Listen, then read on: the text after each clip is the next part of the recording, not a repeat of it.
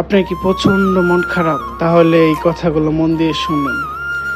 একদিন এক মাঝ সমুদ্রে একটি জাহাজ ভেঙে চুরে চুরমার হয়ে গেছে। জাহাজে থাকা প্রত্যেকটা মানুষ মারা গেছে, শুধুমাত্র একজন ব্যক্তি বাদে। সে ভাসতে ভাসতে একটি দ্বীপে গিয়ে পৌঁছালো। তো দ্বীপে পৌঁছানোর পরে অনেক দিন সে আল্লাহর কাছে বলতেছে, আল্লাহ আমার এই দ্বীপ থেকে উদ্ধার করুন, আমার এই নিয়ে পৌঁছায় দেন। অনেক দিন জাহাজের অপেক্ষায় ছিল সমুদ্রের কিনারে, কিন্তু কোনো জাহাজ, কোনো হেল্পলাইন থেকে তাকে সাহায্য করা হয়নি। তো সে আস্তে আস্তে জঙ্গলের সাথে মানিয়ে নিয়েছে নিজেকে। জঙ্গলের কাঠ খড়কুটো দিয়ে একটি ঘর বানাইছে সে এই ঘরে বসবাস করতে লাগলো। তো একদিন সে সমুদ্র হতে মাছ শিকার করা আসার পথে দেখলো কি তার এই কষ্টে কাঠ খড়কুটা দিয়ে ঘর বানানো ঘরটা পুড়ে ছাই হয়ে যাচ্ছে। তখন সে বলল, আল্লাহ তুমি আমার এই ঘরটা পুরায় ছালে বানিয়ে দিলা। তো সে আল্লাহর কাছে প্রচণ্ড অভিযোগ নিয়ে প্রচুর মন খারাপ করে বলতে লাগলো, আমি আর এইখানে বেঁচে থাকার লাভ নেই। তো সে এদিকে সমুদ্রের দিকে পা বাড়ালো যে আমি আর বেঁচে থাকবো না, তো আমার এই জীবন থাকা না থাকা সমান কথা। সে মরে যাবে সিদ্ধান্ত নিয়ে সমুদ্রের দিকে রওনা হলো। তো এমন সময় তার একটা জাহাজ আসলো। জাহাজটা এসে তাকে বলতেছে কোথায় যাবে, তাকে উদ্ধার করতে আসছে।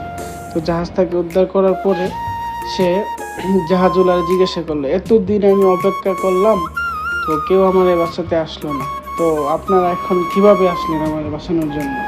তখন জাহাজের নাবিক বলল যে আপনি কিছুক্ষণ কয়েক ঘন্টা আগে একটা ধোঁয়া পাঠিয়েছিলেন, যে এই ধোঁয়ার সিগনালে আমরা বুঝতে পারছি যে আপনি বিপদে আছেন বা এখানে কেউ বিপদে আছে, তাকে আমরা উদ্ধার করতে আসছি। তখন সেই ব্যক্তি চিন্তা করতে লাগলো যে আল্লাহ কত সুন্দর পরিকল্পনাকারী। তো আল্লাহর কাছে সে চাইছিল যে আমারে উদ্ধার করার জন্য। তো আল্লাহ প্রথম অবস্থায় তার উদ্ধার করে নেই, তার ধৈর্য পরীক্ষা করছে। পরে যখন তার ঘরটা পুড়ে ফেলছে, তখন সে চিন্তা করলো যে আল্লাহ অতি সুন্দর নিখুঁত পরিকল্পনার অধিকারী।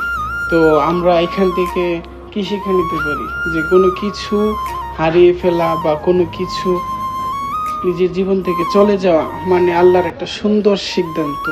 তাই আমার এই কথাটা বলার উদ্দেশ্য হলো যে কখনো কোনো কিছু নিয়ে নিরাশ না হওয়া।